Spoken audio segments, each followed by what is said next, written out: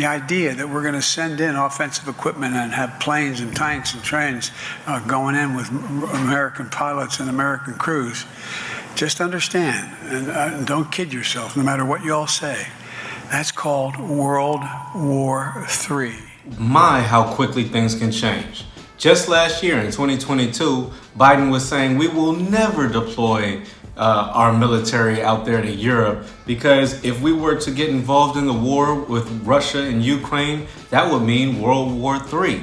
Fast forward 1 year later, this year, just today in 2023, Biden has announced that he will be activating the reserve military and deploying them to Europe.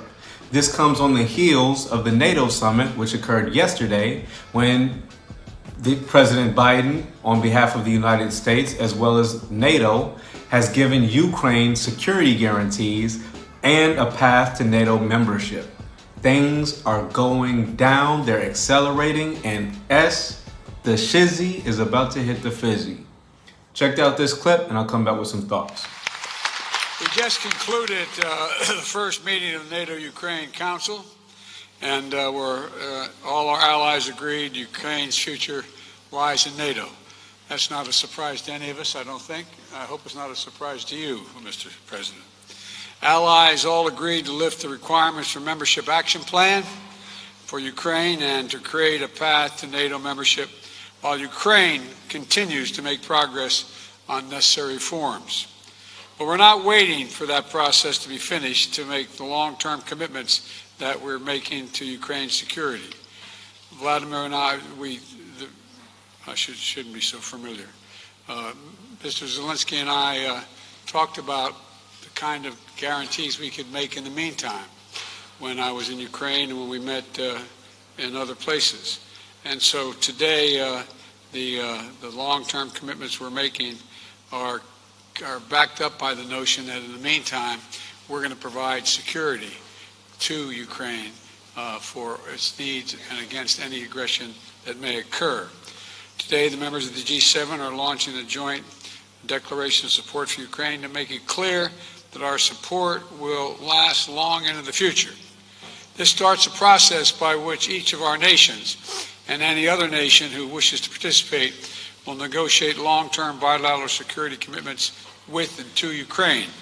We're going to help Ukraine build a strong, capable defense across land, air, and sea, and from which will be a force of stability in the region and deter against any and all threats. I want to thank my fellow G7 leaders and President Zelensky for their work to make this happen.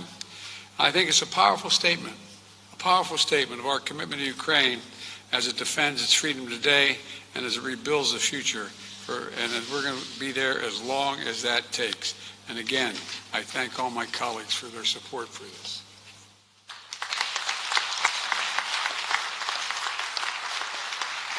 So here we have Biden promising that we are going to be involved with Ukraine for as long as it takes. Now, my question to him is, when did we vote for this? What members of Congress approved this mobilization of our reserves? Now, I know as the commander-in-chief, as the executive branch, he has the authority to activate the reserves and the National Guard. I get it. But we as American people are not in support of this war. We're not. We have enough problems at home. We have enough issues with inflation, unemployment, homelessness. We have enough problems. We do not need to be sending billions of dollars and poking and agitating Russia, provoking World War III in a country that is not a NATO member that we really have no obligation to defend. We have no obligation and we have nothing to gain by supporting this war in Ukraine. So why is it that Biden is pushing NATO against Russia? I just do not understand.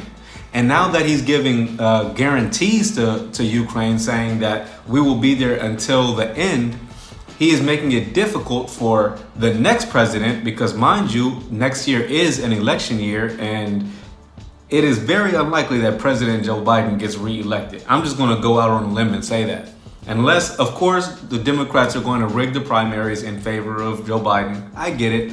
But nobody in their right mind is going to vote for Joe Biden over any of his adversaries, being Donald Trump, RFK, Cornel West. Anybody is better than Joe Biden at this point.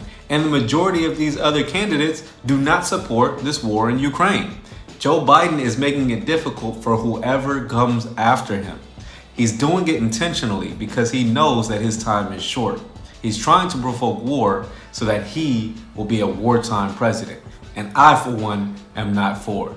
But hey, tell me if I got something wrong. Leave it in the comment section.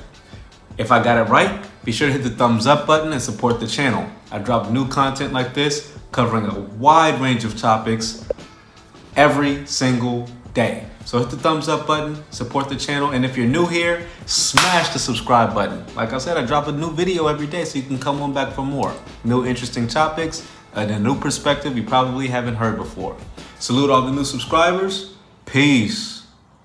Out from the White House as President Biden has ordered authorized this new possible deployment to Europe as by my authority vested by me as the President of the Constitution, I hereby determine that it is necessary to augment the active armed powers of the United States for the effective conduct of Operation Atlantic Resolve in and around the United States, European states. So you made it all the way to the end of the video, but you haven't hit the like button yet.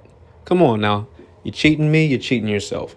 Go ahead, hit the like button. And while you're at it, you might as well smash the subscribe button so you can get notifications every time I drop a video. I make a video every day, a different topic, a different subject. They're all interesting, so you can check them all out by hitting the subscribe button and setting your notifications to all so you get an alert when I drop a video. There you go.